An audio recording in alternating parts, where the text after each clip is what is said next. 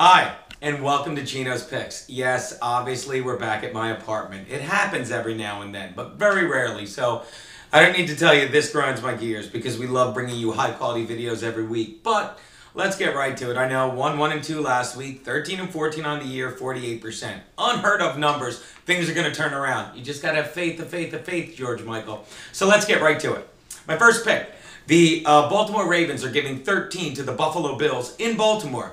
Really? Just 13? People, let me tell you, Chan Gailey should change his nickname to Cock Blocker, because once he shows up anywhere, there's not a chance of his friends scoring. And in this case, that's the Buffalo Bills. Who does Buffalo have? They have two viable players right now, Fred Jackson and Lee Evans. And let me tell you something. Fred Jackson is going to become an afterthought once the Ravens start pummeling these guys into the ground. He'll probably be about as relevant as Michael Jackson. And as for their other good player, Lee Evans, well, what's going to happen when Fitzpatrick has to face the Ravens pass rush with Ed Reed in the secondary now? Exactly. Lee Evans will be seeing fewer balls than Michael Jackson.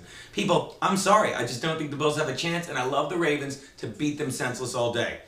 Take the Ravens and lay the 2 TDs. Look at the little picture Tara made. She's very good. All right. I want to go back to the studio.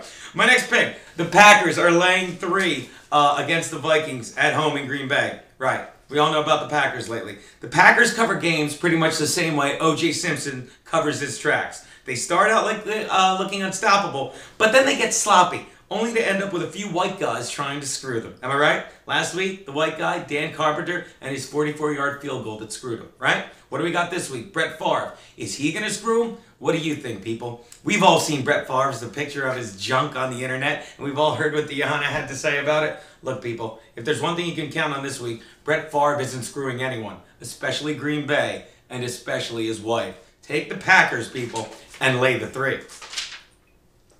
My next pick, people. The Pittsburgh Steelers are giving 3 to the Miami Dolphins in Miami. I must not know how to gamble anymore, as evidenced by my 48% record, but they're only giving 3. I know it's in Miami, and I know Miami just beat the Packers, and didn't they get killed by the New England Patriots? Exactly. So why is Vegas showing so much faith in Miami? Especially when, if we've learned one thing in the offseason, it's that when Big Ben goes south, people get fucked, whether they're willing to admit it or not. Not to mention, Big Ben had 5 weeks to sit on the bench and watch football and take his already brilliant arm and focus his mind on it. And guess who's out of retirement after that long one day? Lamar Woodley. Well, welcome back. You know we got Lamar Woodley for his coming out party? A piñata. And his name is Chad Henne. People, take the Steelers. Lay the 3.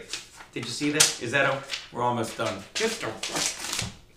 Which brings me to my Double Your Money Monday Night Betters. I like to call it, I miss you, Joe Fernandez. Get well soon.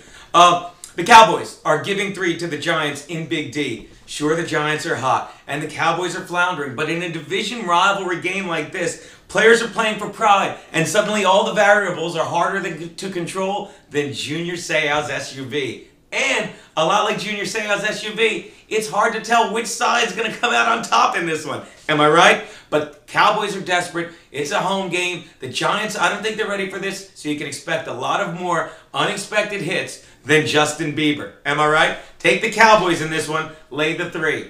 And now what you've all been waiting for, my kitty, Super Tristan. Woo! Those are Geno's picks.